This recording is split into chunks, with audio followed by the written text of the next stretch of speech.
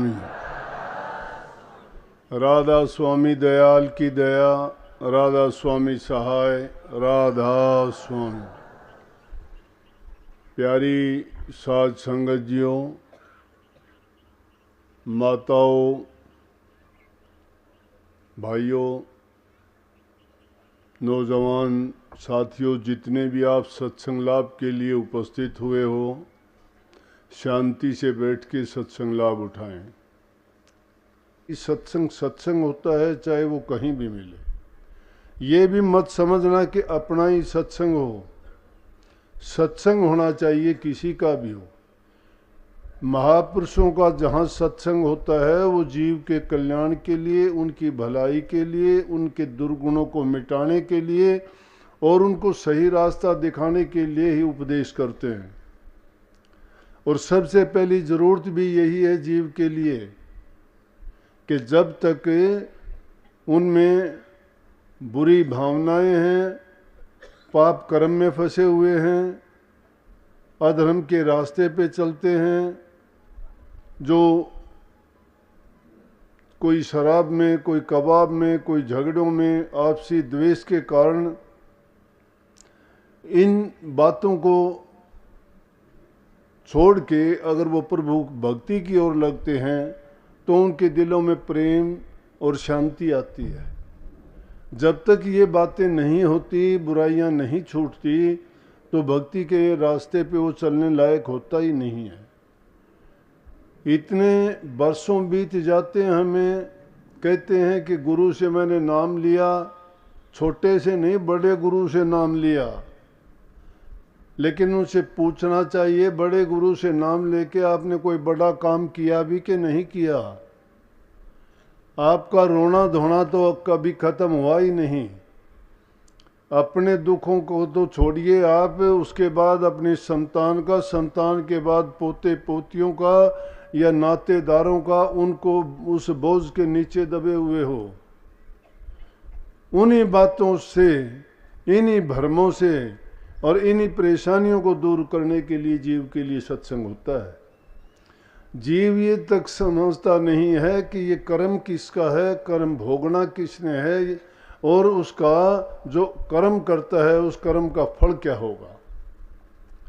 चाहे कितना भी अच्छी तरह से इन चीज़ों का बखान किया जाता है, लेकिन क्योंकि जिसमें हल्दी लगे ना फिटकड़ी, रंग भी चोखा चाहते हो, वो काम क्या है? कहीं पत्थर की मूर्ति को जाके आसानी से पूज सकते हो, कहीं तीर्थों पे जाके स्नान करके आप अपना मन से सोच लेते हो कि आपने अपने पापों को धो डाला है। कोई 2-4 व्रत करके या कोई और पूजा पाठ करके सोचते हो कि आपने बहुत बड़ा पुण्य का काम कर लिया है। किसी कुत्ते बिल्ली को रोटी का टुकड़ा डाल के या पक्षियों को थोड़ा बहुत चोखा डाल के सोचते हो मैं बहुत बड़ा दानी और मैंने बहुत नेक काम कर लिए हैं। अच्छी बात है, अच्छी आदतें हैं, लेकिन ये अच्छी आदतें आपकी तभी काम आ सकती हैं जब आपके दिल के अंदर प्रेम है।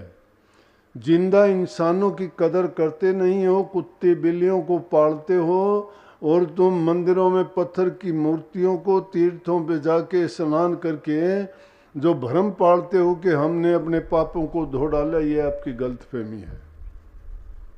अगर सच्ची बात जानना चाहोगे तो ये है कि घरों में बैठी हुई मूर्तियां हैं, वो तुम्हारे असल देवता हैं, वही परमात्म रूप हैं। जो माँ बाप सास ससुर की सेवा नहीं करते हैं, अपने दिलों से निंदा द्वेष और ईर्ष्या नहीं निकालते हैं, पाप रूपी कर्म करते जाते हैं और फिर सोचते हैं कि हमने नाम लेके बड़ा काम कर लिया, हमारे पाप धुल जाएंगे या हमारी मुक्ति हो जाएगी या हम संसार के दुखों से छूट जाएंगे। ऐसा नहीं हो सकता। कितने और बातों को तो छोड़िए कि आज जिस दशहरे को हम मनाते हैं, दिवाली के त्यौहार को मनाते हैं, हिंदुस्तान का बच्चा बच्चा जानता है कि हमारे त्यौहार मनाने का मतलब क्या है। सबको इस कहानी का भी पता है कि दिवाली का मनाना क्यों खुशी मनाई जाती है, क्यों मिठाइयाँ बांटी जाती हैं, क्यों दीपक जलाए जाते हैं। वो इतनी पुरानी बातों को तो उनके अंदर अगर देखोगे तो यही भावना भरी हुई थी। उनमें प्यार था, द्वेष नहीं था। प्यार किसके प्रति था? रामचंद्र जी के प्रति था। आज अगर उस रामायण के ग्रंथ को हम अध्ययन कर लें, सब जानते हैं कहानी कथा को, अच्छी तरह जानते हैं, लेकिन जानना और उसको अपनाना, उसको अगर हम अपना लेते हैं तो समझो कि हमने रामायण को पढ़ भी लिया है, हमने रामायण को जान भी लिया है, और आज भी वही रामायण के पात्र आपके दिलों में वो जिंदा हो सकते हैं। लेकिन जब तक आप उन बातों को अपनाते नहीं, मानते नहीं, तो समझो कि चाहे 1000 बार तुम ये रामायण के दशहरे से पहले रामलीला देखा करो, चाहे उस ग्रंथ का पाठ किया करो, चाहे कितने ही सत्संग के माध्यम से सुना करो, चाहे और दूसरे तरीके से आपको उसको देखने का, सुनने का मौका मिलता है तो कितनी बार भी देखो, सुनो।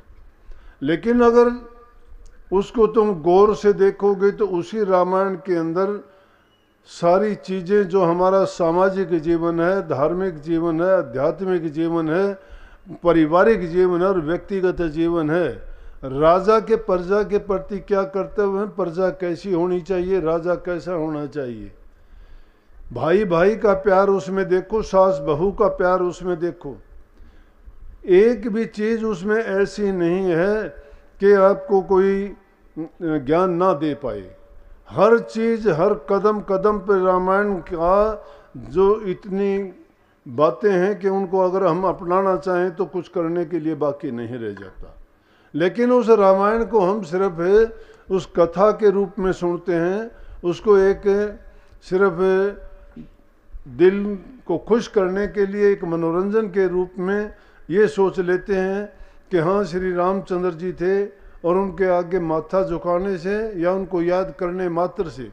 वैसे तो जिस राम नाम के बारे में तुम जानना चाहते हो ना, संतों ने तो वो बात अलग से कही है। संत कहते हैं कि एक राम दशरथ घर डोले, एक राम घट घट में बोले, एक राम का सकल पसारा, संतों का राम त्रिगुण से न्यारा। एक राम घट घट में बोले, वह कौन सा राम है? हमारा मन है। जो हमारा मन करता है वही उसका वो राम समझो। राम सब कुछ करता है तो हमारा मन हमारे लिए सब कुछ करता है। जो मन कहता है करता है वही हम करते हैं, मन नहीं चाहता वो हम काम नहीं करते, इसलिए वो मन राम का काम करता है उसके लिए।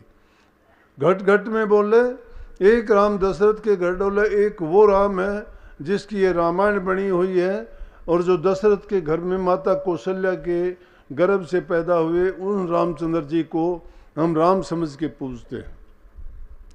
और तीसरा राम जिसका सकल पसारा एक राम उसको मानते हो कि जिसने सारी त्रिलोक की रची है, ये सृष्टि का रचयिता को हम राम मानते हैं। लेकिन संत क्या कहते हैं? संत कहते हैं ना तो वो राम है जो घट घट में बोलता है, और ना ही वास्तविक राम वो है जो दशरथ के घर पैदा हुआ। वो अवतारी पुरुष थे, अपने समय के बहुत शक्तियां लेके आए थे, उन वो पूज्य हैं हमारे हर प्रकार से। उनको याद करने मात्र से उनके गुण याद आते हैं, और उनके अब परमात्मा समझ के हम अगर पूजा करते हैं तो ये कहते हैं कि संतों का राम वो नहीं कि जिसको हम इस प्रकार से पूजते हैं।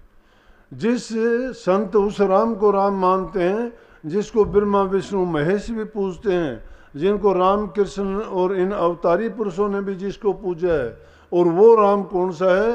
वो त्रिगुण रहित है, तत्ववेता है, घर का भेदी, हर जगह वो सबसे उत्तम है, जिसका ना कोई रंग है, ना रूप है, ना उसका कोई आकृति है, तो वो सब में और सर्वव्यापक है। संत उस राम की बात करते हैं। लेकिन ये राम हमारे लिए पूज्य क्यों है? कि वो राम मर्यादा पुरुषोत्तम थे, और जो आदमी उन मर्यादाओं का पालन करता है वो राम के गुणों को अपनाता है। रामचंद्र जी की अगर बातों को तुम देखोगे तो जिन्होंने भी बुरा किया, माता कैकेयी ने उनके लिए अन्याय का काम किया, लेकिन उन्होंने कभी ये नहीं कहा कि उन्होंने मेरे लिए गलत किया, कभी नहीं किया। लेकिन इसको संतों ने किस अच्छे ढंग से, किस तरीके से कहा, वो कहते हैं कि कर्म गति टारी ना ही टरे। संतों ने कहा कि ये कर्म की गति है, ये टालने से नहीं टलती है। सुरनर मुनि देव कोई भी क्यों ना हो, सब के सब अपना कर्म भोगने के लिए संसार में आए हैं। तो किस प्रकार से कि जिस परिवार में उस रामचंद्र जी के घर में वशिष्ठ जी ऋषि उनके कुल गुरु थे, कई पीढ़ियों तक गुरु रहे, और उन्हीं वशिष्ठ जी ने उनका लगन लिख के रखा रामचंद्र जी का कि कल को राज्याभिषेक होगा। लेकिन अगले दिन राज्याभिषेक की बजाय 14 वर्ष का वनवास मिला। तो गुरु अपनी जगह ही थे, उनको न रामचंद्र जी ने दोष दिया, न दशरथ ने दोष दिया, न माता कौशल्या ने दोष दिया, लेकिन संतों ने उसका भेद बता दिया कि ये खेल क्या था। संतों ने कही कि कर्म गति टाड़ी ना ही टले, वशिष्ठ से महासुर ज्ञानी लिख लिख लगन धरे, सिया हरण मरण दशरथ का बण बण राम फिरे। ये सारा कर्म का खेल था। उस कर्म के कारण माता सीता को हराया गया, रावण हर के ले गया, और उसी माता सीता को ढूंढते ढूंढते श्री रामचंद्र जी वनों में घूमते फिरते हैं। अब इन बातों को अगर लंबी चौड़ी लेते हैं तो क्यों फिरते हैं, क्या रचना थी। एक तरफ वो राक्षसों का उद्धार करते हैं, दूसरी तरफ बालू भांदरों का जीवन जीने वाले उन जीवों का कल्याण करते हैं, उनकी सेना बना के लंका पर चढ़ाई करवाते हैं। तो ये चीज़ें प्रजा के इतने पालक, प्रजा के इतने न्यायप्रिय और इतना प्रेम उनके साथ में, राजा के जितने अच्छे गुण होने चाहिए वो श्री रामचंद्र जी में थे। इतने प्रजा के प्यारे क्यों थे कि प्रेम पर जोर इसीलिए देते हैं कि प्रेम जो इंसान करता है वो दूसरे के दिल को जीत के उसको अपना बना लेता है। और जहाँ प्रेम होता है वहाँ समझो कि सभी राग द्वेष सारी चीज़ें दग्ध हो जाती हैं।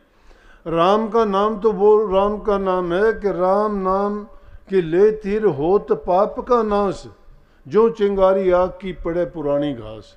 राम के नाम को लेने मात्र से ही सब पापों को दग्ध हो जाना चाहिए। लेकिन हम तो देखते हैं हमारी समस्या खुद की कभी खत्म नहीं होती। जब भी आते हैं शिकायत हमारी क्या होती है, अरे संतों ने इस चीज़ को कितना खोल के बताया है कि जो चीज़ करने वाली है, मांगने वाली है, संतों से तुम जीव का कल्याण मांगो। और जीव का कल्याण किससे होगा, भक्ति से होगा। संतों ने बताया है उसका तरीका सिर्फ एक ही है कि उसका नाम का पहले सुमरण करो, ध्यान करो और उसका अभ्यास करो। जब तक आप उस नाम का सुमरण नहीं करते, अभ्यास नहीं करते, ध्यान नहीं करते, मन की वृत्ति एकाग्र नहीं होती, ये मन इधर उधर संसार में घूमता रहता है, मन चाहे कर्म करते जाते हैं, तो उस कर्म को भोगने के लिए भी हमें तैयार रहना चाहिए। लेकिन उन कर्मों को रामचंद्र जी ने तो चरित्र दिखाना था हमें शिक्षा देने के लिए कि जितने भी कर्म किए गए, जो भी दिखाया गया, लोगों के दिलों में कितनी खुशी थी जिस दिन आए थे। लेकिन उनका युद्ध भी एक तरफ धर्म है तो एक तरफ पाप है। उस पाप को और धर्म की लड़ाई थी ये, रावण की और रामचंद्र जी की नहीं। लेकिन रामचंद्र जी धर्म के पालक थे और वो राक्षस पाप का पालक था रावण। इसीलिए पाप का नाश करने के लिए प्रकट हुए थे। उनके लिए बहाना सिर्फ माता सीता का बनाया गया था। और उनका जब राक्षस कुल का पूरा कहते हैं, रावण ने अपने कुल के पूरे का उद्धार करवा लिया। नहीं तो कोई भी पिता नहीं चाहता कि उसकी संतान पहले गुजरे, कोई नहीं चाहता उसके भाई पहले उससे गुजरे। लेकिन रावण ने एक एक करके पहले सबको उनको भेज के रामचंद्र जी के सामने उनका कल्याण करवाया, और जब सब खत्म हो गए फिर खुद जाता है। ये नहीं कि रावण मूर्ख था, उसको पता नहीं था। लेकिन इसके साथ साथ ये भी बात है कि वही रावण, उनसे हमें शिक्षा लेनी चाहिए। वो चारों वेदों का ज्ञाता नहीं, टीकाकार था। तप करने में रावण जैसा कोई हो नहीं सकता। उसने अपने तप करके, साधना करके सभी देवताओं को खुश करके काबू में कर रखा था। जो चाहता था वो कर सकता था। पवन देवता उसके बुआरी देती थी, इंद्र जब चाहता वर्षा करता था, कुबेर का खजाना जब चाहता उससे कुछ भी लेता था। इसीलिए लंका सोने की बना रखी थी। तो जिससे भी चाहता वही काम करवा लेता था। जब लंका को तोड़ दिया गया, जला दिया गया हनुमान जी द्वारा, तो उसको रात रात में पूरी लंका फिर से दोबारा से ठीक करवा ली, क्योंकि उन्होंने सबको जीत रखा था, जिससे चाहता वो काम करवा लेता था। लेकिन उस रावण ने एक दुष्कर्म करने के कारण, एक पाप कर्म करने के कारण सारे के सारे कुल का नाश करवा लिया। इसीलिए संतों ने कही है कि जो बुराइयां हमारे मन के अंदर छिपी हुई हैं, जब तक उन पाप कर्मों को, उन बुराइयों को, बुरी नीतियों को, जो दुर्मति हैं, उन बुरे ख्यालात को मन से नहीं निकालते हैं, तो हमारे दिल के अंदर अच्छे ख्याल और अच्छे विचार नहीं आ सकते। सबसे पहले ज़रूरी है कि उन बुराइयों को निकालें हम, और उनको निकालने के बाद में अच्छे गुणों को अपनाएं, फिर उस नाम को समझने का हमें मौका मिलेगा। अब देखा देखी नाम सब ले लेते हैं। नाम के लेने से क्या है, दीवारों पे लिखा गया है, रोज़ाना सुनते भी हो, आपने भी सुना है, उसमें घंटा डेढ़ घंटा आपको समझाने में, बताने में लगाया गया, लेकिन उसको करने में तो सारी जिंदगी बीत जाती है। कितना कितना टाइम देना पड़ता है, उसके रास्ते में फिर कितनी बाधाएं, कितनी तकलीफ आती हैं, लेकिन करना बहुत कठिन है, बड़ा मुश्किल है। बुराई के रास्ते पे इंसान चला जाएगा, कोई रोकने वाला नहीं है, लेकिन अच्छाई के रास्ते पर जब चलोगे, प्रभु भक्ति की ओर जब चलोगे, तो अनेकों चीज़ आपके रास्ते में बाधा बन के खड़ी हो जाएंगी, और उन बाधाओं को पार नहीं किया जाएगा, क्योंकि ये भक्ति का मार्ग नीरस है, इसमें रस नहीं है। रस किस चीज़ का नहीं है, इसमें इंद्रियों का भोग नहीं है, और इंद्रिय भोग के बिना शरीर की तृप्ति नहीं मानते हैं। मन की तृप्ति तो शब्द, सप्रस, रूप, रस, गंध, ये 5 दोष जो लगे हुए हैं, उनसे जो आनंद प्राप्त होता है, उससे मन खुश होता है, लेकिन उससे आत्मा की या रूह की कहो या जीव की, उसकी कोई खुशी नहीं है। उसको इन चीज़ों में शांति नहीं मिलती है, उसको शांति मिलती है नाम में। लेकिन नाम कहीं बाहर नहीं है, नाम हमारे अंदर में है। अंदर में प्रवेश करना बड़ा कठिन है। हमारे शरीर के अंदर जाने के लिए एक ही गुप्त रास्ता है, जो उस खजाने की ओर हमें लेके जाता है, और वो उल्टा रास्ता है।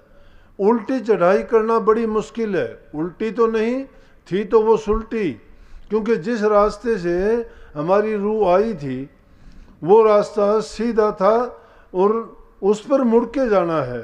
क्यों जाना है कि जब हम अपने घर जाएंगे, यहाँ आप आए हुए हो सब सत्संग सुनने के लिए, अब जब वापस जाओगे वो उल्टा जाना तो नहीं है, सुलटा जाना है।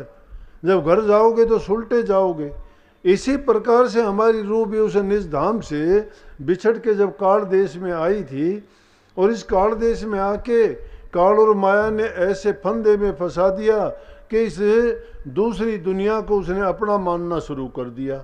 यहाँ के रीति रिवाज, यहाँ के क्रियाकलाप, यहाँ के रंग ढंग में इतनी मस्त होगी कि फंस के वो भूल गई है।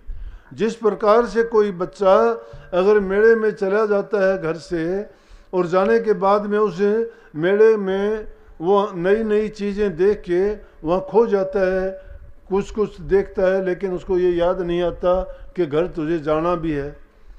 इसी प्रकार से वो जीव भी संसार में आके ये भूल गया कि इसका निज घर कौन सा था। लेकिन संत जब आते हैं तो वो इस जीव को उसकी याद दिलाते हैं। इसीलिए बार बार आप कहते हो ना कि संतों के दरबार में जाइए, बारंबार भूली सी वस्तु लखा दें, संत बड़े दातार। हम कौन सी चीज़ भूले हुए हैं जो हमें लखाते हैं, बताते हैं, समझाते हैं। हमने और कुछ नहीं भूला कि हमने यही चीज़ तो भूली है कि हमें दुनिया में आके करना क्या था।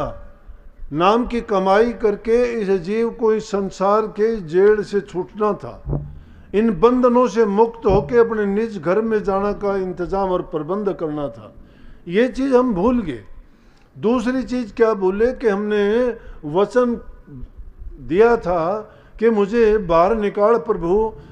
जब ये जानता था, इसको ज्ञान था, समझ थी कि किस चीज़ में फंसा हुआ है, ये तो यहाँ आने के बाद में क्यों भूलता है कि काल महाराज ने सत्य पुरुष से ये इजाज़त ले ली थी कि किसी जीव को उसकी योनि याद ना रहे कि वो किस योनि से आया है, उसको ये भी याद नहीं रहे कि वो किस कर्म के कारण यहाँ आया है।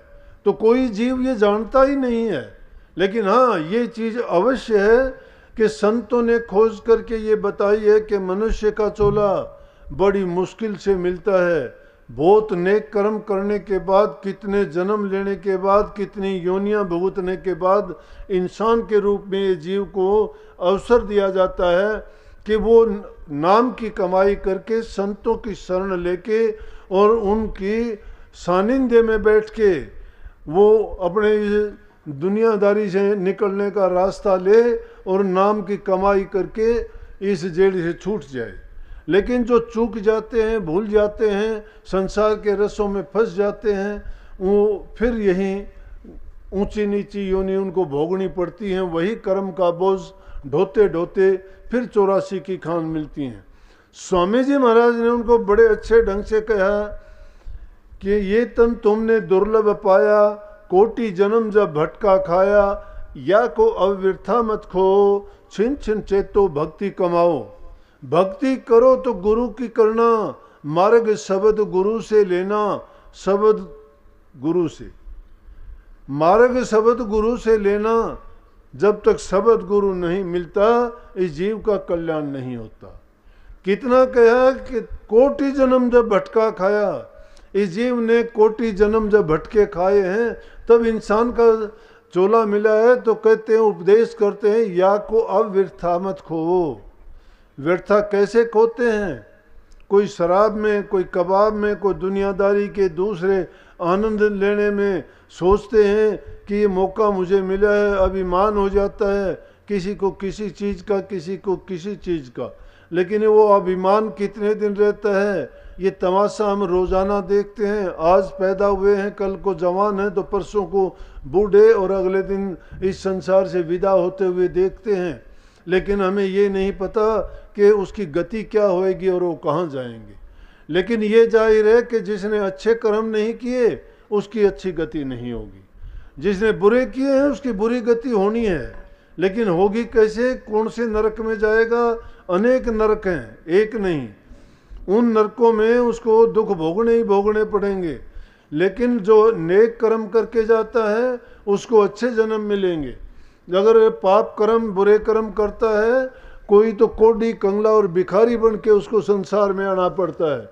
अगर नेक कर्म करता है, पुण्य के कर्म करता है, परोपकार भलाई करता है, दूसरे जीवों के हित के काम करता है, दान पुण्य करता है, अच्छी बातें हैं ये, चाहे उनका कल्याण नहीं। लेकिन दुनिया में वो आते हैं सोने की बेड़ियाँ।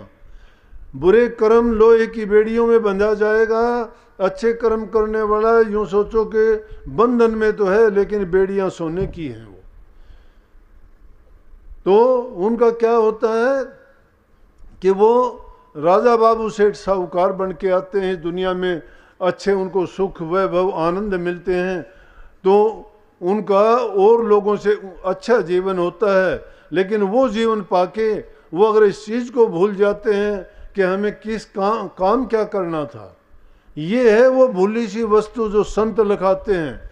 वो कहते हैं कि अरे भटके हुए जीव, तू ये समझ कि तेरा मुख्य काम दुनिया में आके यही करना था कि तू प्रभु की भक्ति करके अपने घर जा। तेरा निज घर ये नहीं है जिसको तू अपना मानने बैठा है। लेकिन किससे वो घर मिलेगा कैसे? ये कहा कि ये तन तुमने दुर्लभ पाया, कोटि जन्म जब भटका खाया, या को व्यर्था मत खो। वो घर मिलेगा छिन छिन चेतो भक्ति कमाओ। भक्ति कमाओ, लेकिन भक्ति किसकी करो? भक्ति किसकी करो? भक्ति आप कहोगे भक्ति बहुत है, आप भक्ति किसकी मानते हो? भक्ति परमात्मा की ही मानते हो। अरे भक्ति हर चीज की करते हो तुम। कोई माँ की भक्ति करता है, कोई पिता की भक्ति करता है, कोई अपने जो जिसकी तुम नौकरी करते हो उसकी भक्ति करते हो, तुम्हारे अन्नदाता की करते हो, कोई अपनी संतान की भक्ति करता है, वो भक्ति है। लेकिन प्रभु की भक्ति कठिन है। और सबसे उत्तम भक्ति बताई वो गुरु की। क्यों कही कि भक्ति करो तो गुरु की करना? गुरु की भक्ति क्या है? गुरु की भक्ति करना ये नहीं है कि उनके चरण पकड़ के बैठ जाओ। गुरु की भक्ति ये नहीं है कि उनकी पूजा पाठ करो। गुरु की भक्ति ये नहीं है कि उनके लिए तुम तोहफे लेके जाओ। ये तो संसारिक व्यवहार है। अगर तुम लेके जाओगे जो कुछ दोगे तुम्हें मिलेगा, कर्म का फल है, लेना देना संसार का व्यवहार है, जो देगा उसको जरूर मिलेगा। एक दोगे तुम्हें 1000 गुना मिलेगा। किसी चीज में भी थोड़ी दृष्टि करके देखोगे तो हर चीज में है। तुम मेहनत करते हो, मेहनत का फल पाते हो। जो निठल्ला बैठ जाता है उसकी जेब खाली होती है, जो मेहनत करता है उसकी जेब भरी हुई होती है। जमींदार आदमी एक दाना बोता है, घर उसका अनाज से भरा हुआ होता है। और दूसरे अगर पढ़ने वाला विद्यार्थी एक एक अक्षर करके संग्रह करता है तो विद्वान बन जाता है। एक एक पैसा जोड़ने वाला धनवान बन के बैठता है। करना भक्ति है। ये किस चीज की भक्ति करते हैं? लेकिन इसमें कहा कि भक्ति करो तो गुरु की करना। गुरु की भक्ति है क्या? गुरु की भक्ति है गुरु के वचन की पालना करना। गुरु क्या भक्ति चाहता है? कहने को तो बहुत कुछ कह दिया कि गुरु को अपना तन मन धन अर्पण कर दो। ये तीनों चीजें गुरु को अर्पण कर दो। सब गुरु लेते हैं। आज के जमाने के पाखंडी गुरु तो सब कुछ ही ले लेते हैं। समझते हो मेरी बात को? तन मन धन नहीं, सब कुछ ले लेते हैं और गुरु कहलाते हैं। वो जीवों को कहाँ लेके जाएंगे? कौन से उनको कौन सा नरक मिलेगा? उस गुरु की गति क्या होगी? उन कानूनों को तोड़ने वाले गुरुओं को यहाँ भी सजा मिलेगी और वहाँ जाएंगे तो भी नरकों में ही जाना पड़ेगा। वो गुरु नहीं गरु हैं। गरु कहते हैं गधे को। गधा भार लदाए फिरता है किसी दूसरे का। गुरु तो दूसरों का भार उतारता है और जो खुद ही दूसरों का भार लेके लगता है गुरु नहीं, गुरु बन जाता है। गुरु कौन सा होना? गुरु सोई जो शब्द सने ही, शब्द बिना दूसर न सेई, शब्द कमावे सो गुरु पूरा, उन चरणन की हो जा धूरा। जो गुरु शब्द की कमाई करता है। शब्द क्या है? शब्द उसे परमात्म शक्ति को ही कहते हैं। जो चौथा राम मैंने बताया उस राम को कहते हैं। शब्द कमावे सो गुरु पूरा, क्योंकि सारी सृष्टि की रचना शब्द से हुई है। स्वामी जी महाराज ने लिखा है, शब्द ने रची त्रिलोकी सारी, शब्द से माया फैली भारी, शब्द ने 7 दीप 9 खंड किएरी, शब्द ने ये सब रचना जितनी पहाड़ जंगल जितनी भी हमें दिखाई देती है सब शब्द की रचना है। कण कण में शब्द की रचना है। तो शब्द सर्वव्यापक है। जिस शब्द को हम ढूंढना चाहते हैं वो सर्वव्यापक है। उसको कोई राम कहता है, कोई अल्लाह कहता है, कोई गॉड कहता है, कोई खुदा कहता है, कोई वर्ड और लोगास कहता है। भाषा अलग अलग हैं लेकिन शक्ति वो वही है। जो सर्वव्यापक शक्ति है उसको शब्द कहा गया है। तो कही है कि शब्द कमावे सो गुरु पूरा। पूरा गुरु वो है जिसने उस शब्द की कमाई करके शब्दमय हो गया, उसमें लय हो गया है। आप कहोगे पहचान क्या है? गुरु की पहचान करना तो ये जो शिष्य के लिए है तो कठिन, लेकिन कुछ एक निशानियां ऐसी हैं कि बाहरी रूप से देखोगे तो भी तुम्हें पता लग जाएगा। जो गुरु अपना काम करके खाता है, सबको समान समझता है, सबके लिए वो सुलभ होता है, दूसरों के कल्याण और हित के ही काम करता है, अपने लिए कोई वो लोभ लालच और स्वार्थ की बात नहीं करता। ये चीज़ें बाहरी रूप से जिसमें दिखाई देती हैं कि समझो वो पूरा गुरु है। जिसमें त्याग है, जो तप करता है, जो पूरा साधक है, जिसने नाम की कमाई की है और जिसका काम सिर्फ जीवों के कल्याण का ही है। अगर गुरु होके कोई व्यापार चलाता है, कोई धंधा करता है या किसी संसारी कामों में फंसा हुआ है, वो गुरु नहीं है। गुरु का काम है जीवों के पापों को हर लेना और उसके बदले में उनको सुख शांति और खुशहाली देना। इसलिए वो शब्द की कमाई करने वाला जब गुरु मिलता है उसके लिए ये कहा कि गुरु मिले फिर कहाँ कमाना। जब पूरा गुरु मिल गया तो फिर कमाने की जरूरत क्या है? शिष्य का तो इतना बहुत है। इसलिए ये गुरु भक्ति है, गुरु की आज्ञा में चलना, गुरु के हुक्म में रहना। इसीलिए कह तो दिया कि तन दे दिया, मन दे दिया, धन दे दिया। जब ये सारी चीजें गुरु को दे दी और तो गुरु उनका क्या करेगा? लेकिन इनका देने का मतलब ये है कि इन चीजों का प्रयोग, सारी चीजें आपकी हैं, गुरु को दी नहीं जाती। गुरु की आज्ञा में उनसे काम लिया जाता है, मन से, वचन से और कर्म से। 3 प्रकार से जो हम काम करते हैं, सारे के सारे काम गुरु की आज्ञा में रह के अगर काम करते हैं, अरे आते तो गुरुओं के पास हो, दिखावा करते हो हम सत्संगी हैं। तुम्हारे घरों की हालत अगर दिखा दूं तो ऐसा हालात तो आम संसारी लोगों की भी नहीं होती। सत्संगी होते हैं बेचारे, मेरे सामने ही आके फिर अपनी शिकायत और दुख दर्द को आके रोते हैं कि बताओ हमारे ये हालात हैं, ऐसे हालात में हम नाम की कमाई कैसे करें। किसी को बहू कुछ कहती है, किसी को सास कुछ कहती है। बहू और सास का झगड़ा ऐसा है कि जैसे बुरे से बुरे दुश्मन बैठे हुए हैं। अरे युद्ध का मैदान घरों को बना रखा है, जिस घर के अंदर लड़ाई है, तकरार है सास बहू की या और किसी की भी, जिन घरों में प्यार प्रेम शांति नहीं है, लानत है ऐसे लोग सत्संग में आए। बेशक ना आया करो, मुझे इस बात से कोई सरोकार नहीं कि संगत इतनी है वो नहीं।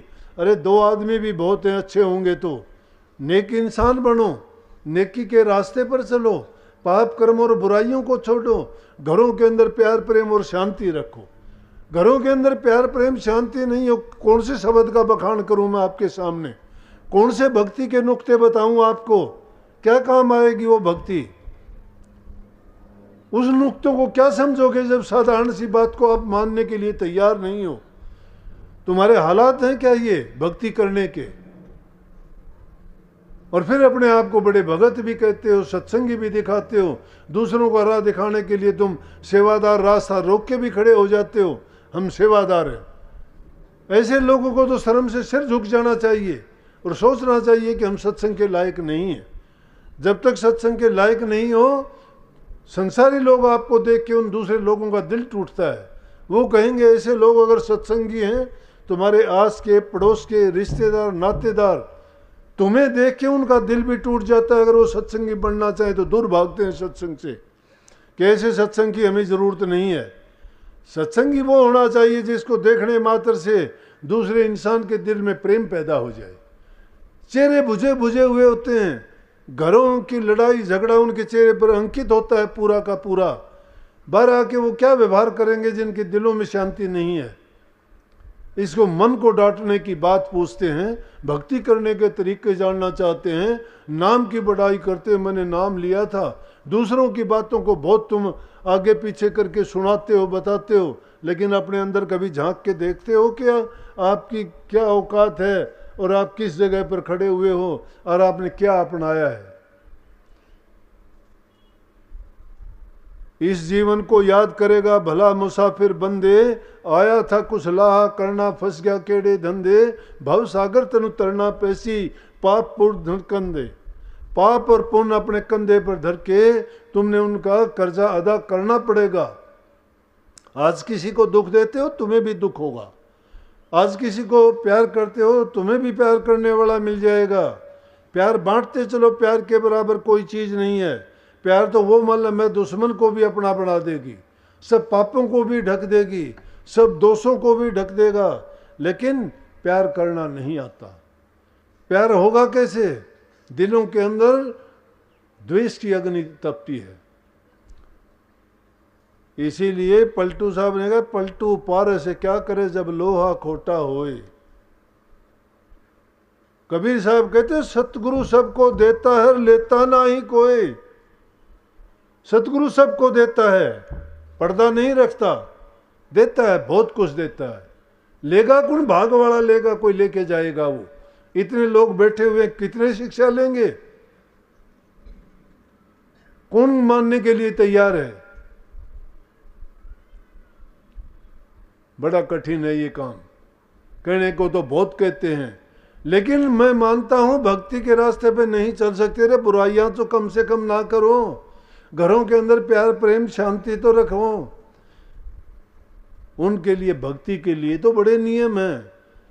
ईमानदारी, सच्चाई, झूठ नहीं बोलना, पाप नहीं करना, चोरी नहीं करनी, अपनी हक हलाल की कमाई खानी, अपने मन के अंदर ईर्ष्या द्वेष निकालो। तुम्हारा दिल पवित्र होगा, चरित्रवान बनोगे, दूसरे लोगों के लिए भी अच्छे साबित होगे। तुम्हें एक नमूना पेश करना चाहिए, हम सत्संगी हैं, ये हमारा आदर्श है। दूसरे लोग तुम्हारी हर क्रिया को देखते हैं, ये सत्संगी है तो इसमें अच्छे गुण होने चाहिए। अच्छे गुण हैं हम में, अपने अंदर झांक के देखा करो, दूसरे को मत देखो। बुराइयां अपनी निकालने की कोशिश किया करो। भक्ति करना कोई कठिन काम नहीं है, बड़ा आसान काम है। पिया का मार्ग सुगम है, तू कह तनेडा, नाच न जाने बावड़ी का आंगन टेढ़ा। नाचना खुद नहीं जानते, आंगन को टेढ़ा बताते हो। पिया का मार्ग कठिन है, खांडे की धारा, ये खांडे की धारा है। उन नियमों को मानना खांडे की धार है। उन नियमों पर चल के देखो। तुम अपने घरों से अंदाजा लगा लो, किसी का पिता शराब पीता है, किसी का पति शराब पीता है, किसी का बेटा शराब पीता है, या और कोई खोटा मंदा काम करता है। तुम सत्संग में आओगे, तुम्हारे साथ झगड़ा करेगा कि नहीं जाना। क्यों नहीं जाना? रास्ता जुदा है।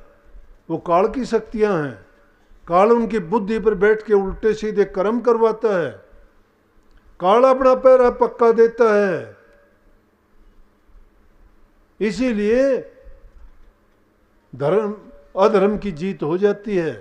अधर्म दुख देता है, जीत तो आखिर में सच्चाई की होती है, लेकिन धर्म को दुख उठाने पड़ते हैं। भक्ति का मार्ग इसलिए कठिन है, लेकिन जो चीज उस चीज में से निकल जाती है कीमत पा जाती है। सुनार सोने को ताके पानी बना देता है। सोने में जान होती तो सुनार से झगड़ा करता हो कि मेरी ये क्यों हालत कर दिया आपने, भला चंगा था मैं। लेकिन जब बना के उसके गहने तैयार करता है तो वही सोना सुनार की प्रशंसा करता है। इसी प्रकार से गुरु भी शिष्य के उनको ताता है, तपाता है। उनसे परेशानियां आती हैं, लेकिन उनमें से जो निकल जाता है वो कुंदन बन जाता है, सोना बन जाता है, और वो फिर कीमत पाता है। लकड़ी बढ़ई के पास जाती है, उससे पहले उसकी हालत और शक्ल क्या थी, लेकिन बढ़ई ने उसको काट संवार के ऐसा बना दिया कि उसकी इज्जत कदर होगी। इसी प्रकार से शिष्य के लिए गुरु यही काम करता है। और ये वचन जो बताए जाते हैं, ये उसी प्रकार से तुम्हें घिसना, पीटना और छीलना है। धोबी कपड़े को पीट पीट के उसकी सफाई करता है। सुनार अग्नि में भट्टी में तपा के जब तक उसको तपाता नहीं है, उसको कष्ट नहीं देता है, तब तक वो कीमत नहीं पाता। शिष्य को भी वो कीमत पाने के लिए दुख सुख भला बुरा सब कुछ बर्दाश्त करना पड़ता है। और जब तक ये इतनी हिम्मत नहीं होती तो मत भक्ति का नाम लो। ये है, इसीलिए कही है, एक वाणी में आता है कि सत्संग करत बहुत दिन बीते, अब तो छोड़ पुरानी बाण। अब तो कम से कम संभलो उन पुरानी आदतों को, अब तो त्याग दो। सत्संग करते हुए बहुत दिन बीते हैं। बात करते हो बड़ी बड़ी, फिर सुन लिया आपने, आध्यात्मिक दर्जों के नाम सुन लिए, ध्वनियों के नाम सुन लिए, प्रकाश का नाम सुन लिया, नूरी गुरु का नाम सुन लिया। काफी आके कहते हैं कि मुझे धुन सुनाई देती है। माँ घर वाली कि यहाँ वाली? घर वाली धुन सुनाई देती हैं क्या? उनकी गूंज तो गली में गूंजती है, दुनिया में सब जगह गूंजती है। जो धुन सुनना चाहते हो तो ये बाहर के कान बंद करने ही पड़ेंगे। ये बाहर के कान, ये संसारी चीजें हैं, उनसे जब उपरामता हो जाएगी तब आपको अंदर की धुन भी सुनेगी, प्रकाश भी दिखाई देगा, नूरी गुरु भी मिल जाएगा। कोई कठिन नहीं है। मैं कहता हूँ वो तो इतना सहज है कि बैठे बैठे ही काम बन जाएगा। लेकिन पहले पवित्र होके देखो, पहले अपने आप को मन वचन और कर्म से हर प्रकार से पवित्र बना लो। सब बुराइयों को एक एक करके निकाल दो। एक दिन में नहीं, धीरे धीरे अगर कोशिश करोगे निकल जाएंगी।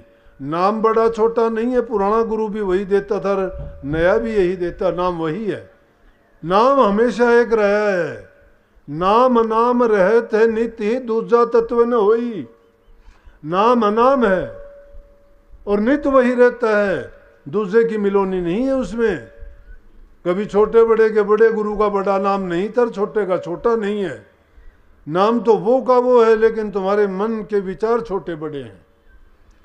क्यों करना कुछ चाहते नहीं हो? जब कुछ करना नहीं चाहते तो बहाने अनेक हैं। करना जब चाहोगे तो अपने खोटों को एक एक करके निकाल दोगे। लेकिन ये भी मैं बताऊं, कठिन भी ना मानना, बहुत आसान है। लगन दिल में सच्ची होगी और जिसको मंजिल पर जाने की चाव है, जो चाहता है कि हाँ मैं ये करके रहूँगा, अगर जो इंसान युद्ध के मैदान में जाके डट जाता है, सूरों का मैदान है ये, पीठ नहीं दिखाता, उसका एक ही मतलब हो जाता है, यहाँ जो है सूरवीर होता है वही डटता है। दुनियादारी के लाख झगड़े, उनसे क्या करना क्या नहीं करना, उनमें तो फंस के बेकार को अपने मन में फंसाओगे। किसी से बुरा सुनोगे, किसी को भला सुनोगे, भला सुनते हो खुश हो जाते हो, बुरा सुनते हो दुख होता है। सुख दुख में दोनों में बरतते बरतते जिंदगी बीत जाती है। वो रास्ता क्यों नहीं अपनाते? कोई भला कहता है, बुरा कहता है, जो भी कहता है उसको कहने दीजिए, आप वो कीजिए जो गुरु कहता है। गुरु आपके हित की कहता है, भलाई की कहता है, सुधार की कहता है, कल्याण की कहता है, आपको अपने देश में भेजने के प्रबंध की कहता है। गुरु कहता है कि नाम का अभ्यास करो, नाम का सुमन करो। सुमन करते करते जब नाम तुम्हारा पक्का हो जाएगा, दिल की हृदय की सफाई हो जाएगी। जब हृदय की सफाई हो जाएगी तो नाम के सिवाय दूसरी चीज उसमें आ नहीं सकती, बुराई नहीं आएगी उसमें। बुराई हमारे अंदर जब भी आती है कि मन पंछी जब लग उड़े विषय वासना मां, और कालबाज की झपट में जब जग आया ना।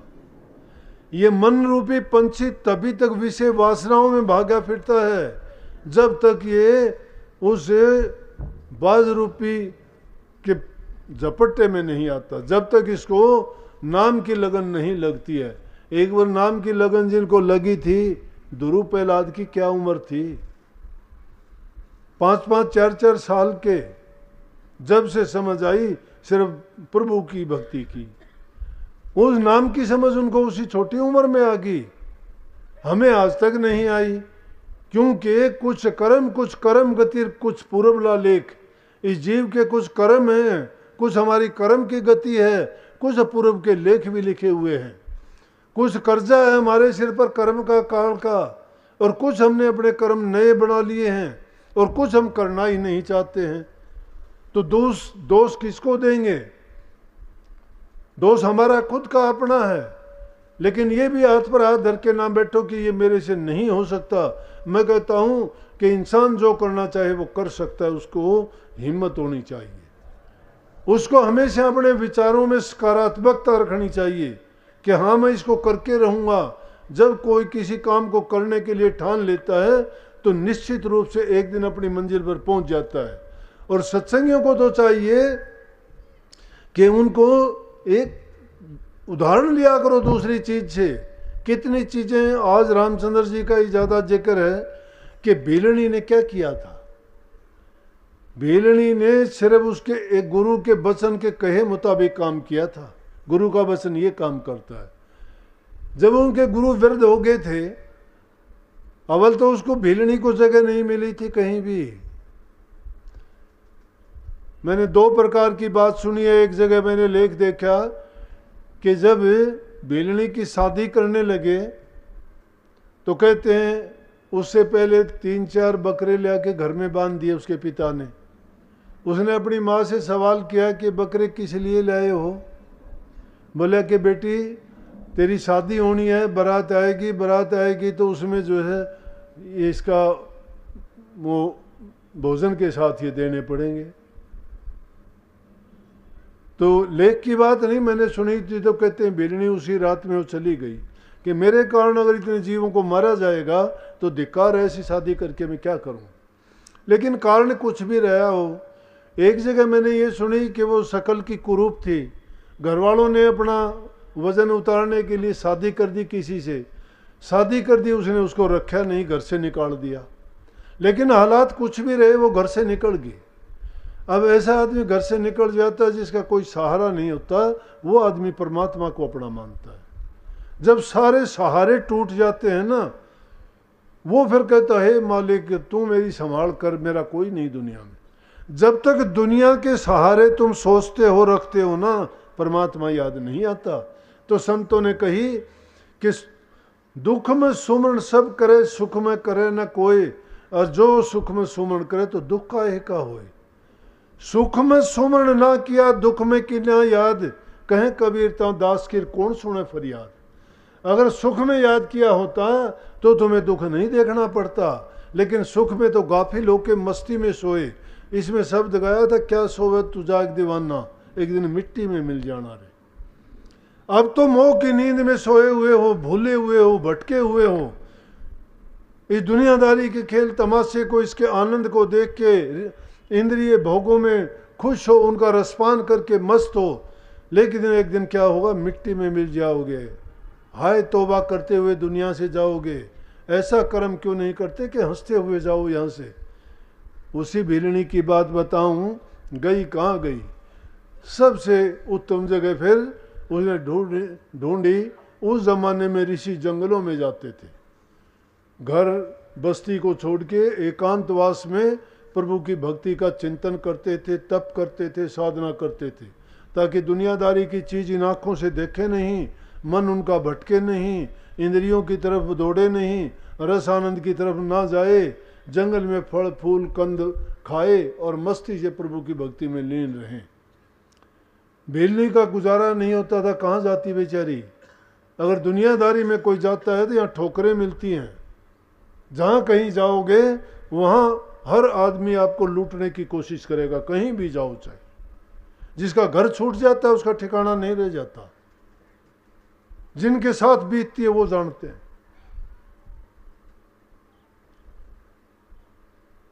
जंगल में जाती है ऋषियों के पास, ऋषि कुटियां बना के अलग अलग जगह पे थे।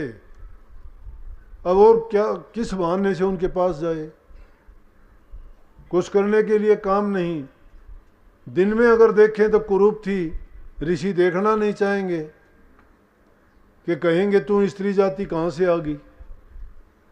वो रात में बुहारी निकाल देती, रास्ते साफ कर देती, पानी भर के देती, दातुन काट के रख देती। ऋषियों ने देखा ऐसा कौन है हमारे उठने से पहले हमारी इतनी सेवा करता है, जो हम करते हैं उसका तो सबका शुभ वो लूट ले जाता है, कौन है। एक दिन ऋषियों ने छिप के देखा, उसको पकड़ लिया, पकड़ के उसको बहुत उल्टा सीधा कहा, तू क्यों करती है ऐसा, यहाँ से निकल जा, भाग जा, भगा दिया। लेकिन एक बूढ़ा ऋषि था, उसके सामने रोई, वो कहने लगा, बेटी कोई बात नहीं, आजा मेरे पास आजा। मतंग ऋषि नाम था शायद। उनके पास चली गई। वो वृद्ध साधु थे, सेवा करती, फिर भी उसने छोड़ा नहीं। लेकिन जब कुछ दिन के बाद में उन साधु का प्रस्थान करने का टाइम आया इस दुनिया से, पास बुला के कहने लगे, बेटी मेरा टाइम हो गया, मैं अब मेरा शरीर पूरा हो जाएगा। वो ये बात सुन के रोने लगी बेचारी, कहने लगी मेरा क्या सहारा है, मैंने तो आपका सहारा पकड़ा था, अब मैं कहाँ जाऊंगी। बोले कोई नहीं, तो मैं बताता हूँ, ये कुटिया है तेरी है, प्रभु की भक्ति किया कर, उसका नाम का सुमरण किया कर। रामचंद्र जी आएंगे एक दिन तेरे पास, तुझे दर्शन देंगे, आशीर्वाद देंगे, तेरा कल्याण हो जाएगा। क्योंकि युग पुरुष है श्री रामचंद्र जी, जब आएंगे और तेरे सिर पर हाथ रखेंगे, आशीर्वाद देंगे, तेरा कल्याण हो जाएगा, तो उनको याद कर। उसी दिन से उसने क्या कर लिया, मन में गांठ लगा ली कि गुरु के वचन का मंत्र बना लिया। ये है गुरु भक्ति, कि रामचंद्र जी आएंगे, गुरु कह के गए हैं रामचंद्र जी आएंगे। अच्छा मैं क्या करती हूँ, रास्ता बुहार देती हूँ, रास्ता दूर तक बुहारती है कि इस रास्ते चल के आएंगे।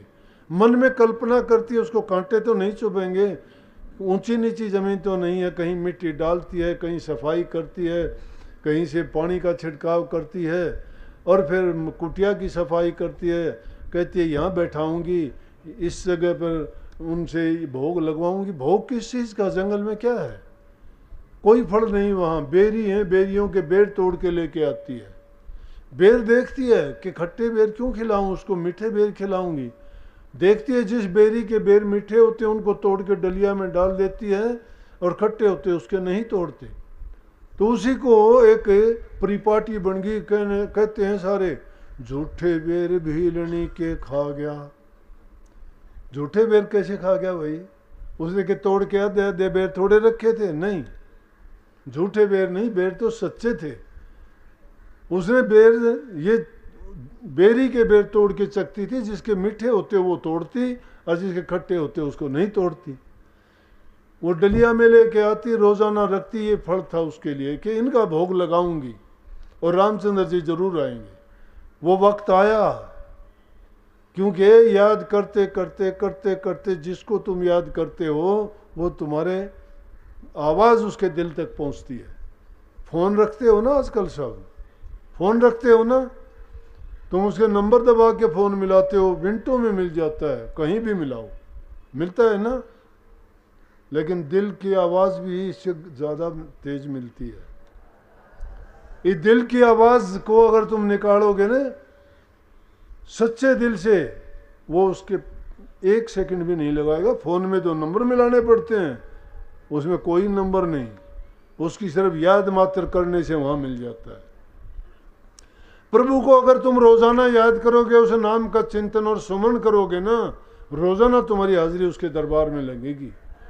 वो भी तुम्हारे पास यूं ही हाजिर नाजिर रहेंगे। लेकिन वो देह रूप के रामचंद्र जी को याद करती थी, दशरथ पुत्र राम को, और वो उसकी कुटिया में आए।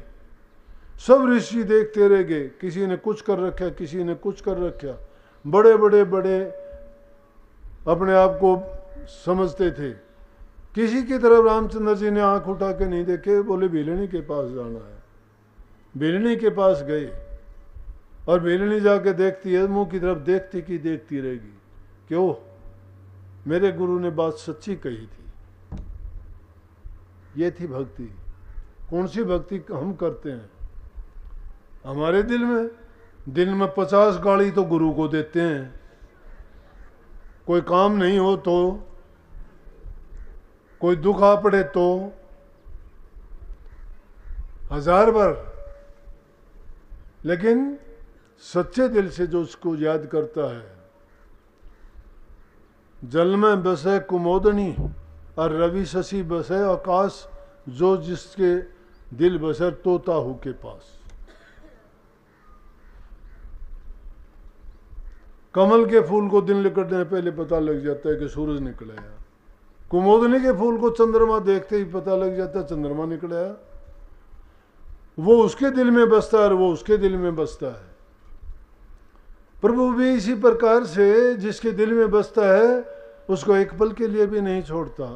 रामचंद्र जी सीधे जाते हैं बेलनी के पास, और बेलनी से इतना प्यार करते हैं, उनको लिए कुरूप नहीं थी।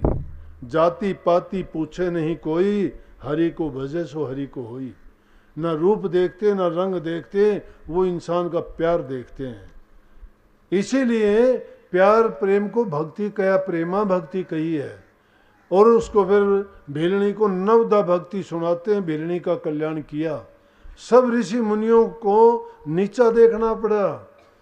क्यों नीचा देखना पड़ा? कि जब उनके गुरुजी चले गए दुनिया से, तो भेलनी को और कोई सेवा नहीं मिलती। तो वो देखती कि साधु लोग इस तालाब में पानी में स्नान करने के लिए आते हैं, उनका रास्ता बुहाराती वो।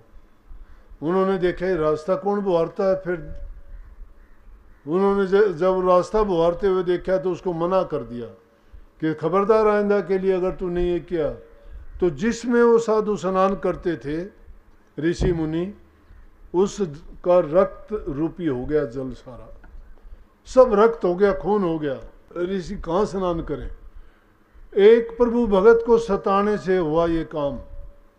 वो भी अपने आप को प्रभु भगत कहते थे, लेकिन वो भक्ति कच्ची थी और वो भक्ति सच्ची थी। कच्चे भगत ने सच्चे भगत की से जब ईर्ष्या करी, उसकी निंदा की, बुराई की, तो वो कबीर साहब वाली बात बन गई। कबीर साहब के पड़ोस में एक वेश्या रहती थी। कबीर साहब रात को सत्संग करते, एक तारा बजता, हम तो राम भजांगे राम, ताना भाई कौन तनेगा जी। वो वेश्या कहने लगी, वेश्याओं के पास तो ऐसे वैसे ही आदमी जाते हैं। जो आदमी जाते थे उनसे कहने लगी, देखो ना ये कबीर का अच्छा पड़ोस हुआ, ये तो हमें डिस्टर्ब करता है पूरी रात। बोला इसका इलाज करो कुछ। क्या इलाज करें? उसके क्या हुआ कि एक दिन उसके घर के आग लग। कभी साहब देखे, लगाई थी उसके घर के, लग गई वेश्या के घर के। वो कहने लगी ये क्या उल्टा काम हो गया? बोले तो तेरे मेरे यार की लड़ाई है, तूने मुझे पीटने के लिए बदमाश भेजे थे, मेरे यार ने तेरे घर का आग लगा दी। तो यारी राम से करो ना, यारी राम से करो, वो तुम्हारे सारे काज संवारेगा। तो वही हुआ। वो प्रभु भगत थी, उसकी लिए सिर्फ उन्होंने जब रक्त रूप कर दिया सारे तालाब को। कहाँ स्नान करें? जब बीरणी के पास आए तो सारे ऋषि मुनि भी भागे आए, आगे चरण वंदना की, रामचंद्र जी से बेनती कीजिए हमारा भी एक काम करो। प्रभु बोले हाँ बोलो। न्योला जी इस जल में स्नान करते थे, इसमें तो सब रक्त हो गया, अब हम क्या करें, कहाँ जाएं? इसका हमारे लिए कुछ करके जाओ। कहने लगे भाई बड़े बड़े ऋषि हो, प्रभु के भगत हो, नाम लेते हो, जपते हो, ध्यान करते हो, अभ्यास करते हो, तप करते हो, साधक हो, इतनी भी शक्ति नहीं है आप में? कोई ना कोई तो ऐसा होगा भजनानंदी प्रभु का भगत के जाओ उसमें स्नान करके बाहर आओ, या उससे पानी लेके अपने हाथों से देखो करके न, जो हाथ डालेगा उसमें तो उससे पानी हो जाएगा तो मान लेंगे वही पक्का भगत है। सारे के सारे ऋषि गए, किसी से कुछ नहीं हुआ। बोले जी हम तो सब वालिए। रामचंद्र जी कहने लगे अभी भीलनी नहीं गई है। हाथ जोड़ के कहने लगे जी मैं तो नीच जाति हूँ, कुरूप हूँ, मेरे तो वैसे ही छूने मात्र से ही वो अपवित्र हो जाएगा। और जब ऐसे ऐसे ऋषि गए और उनके करने से नहीं होया तो मेरे करने से क्या होगा? मैं उस जल में जाके, बोला कि तू उसमें जाके चरण धो के दिखा दे, फिर देखते हैं क्या होता है। वो गई, उसने चरण भी नहीं छुए, उसके पास में ही गई, जाते ही देखते मोती की तरह से पूरा तालाब जल से हो गया। सब ऋषियों ने नीची गर्दन कर ली कि जिसको कुरूप समझते थे, जिसको नीची जाति की समझते थे, जिससे तुम नफरत घृणा करते थे, जिससे द्वेष रखते थे, उसी भीलनी की भक्ति देखो कि उसकी भक्ति के कारण आज जो रक्त से भर गया था वही तालाब जल से, कितने पवित्र जल से भरा हुआ है। सब ने उस बात को माना कि सच्ची भक्ति भीलनी की। आज भी भीलनी के गीत गाए जाते हैं। किस लिए, किसके गीत गाए जाते हैं? उन गुणों के गीत गाए जाते हैं। तो भीलनी की क्या भक्ति थी? गुरु की आज्ञा का पालन करना था, ये है वो गुरु भक्ति। तो कही कि भक्ति करो तो गुरु की करना, और मार्ग शब्द गुरु से लेना। गुरु से शब्द का मार्ग लेना, शब्द मार्गी गुरु ना होवे तो झूठी गुरुआई लेवे। जो शब्द मार्गी गुरु नहीं है, खुद जो भेदी नहीं है, तो वो तुम्हें भी खुद डूबेगा, तुम्हें भी डबो देगा।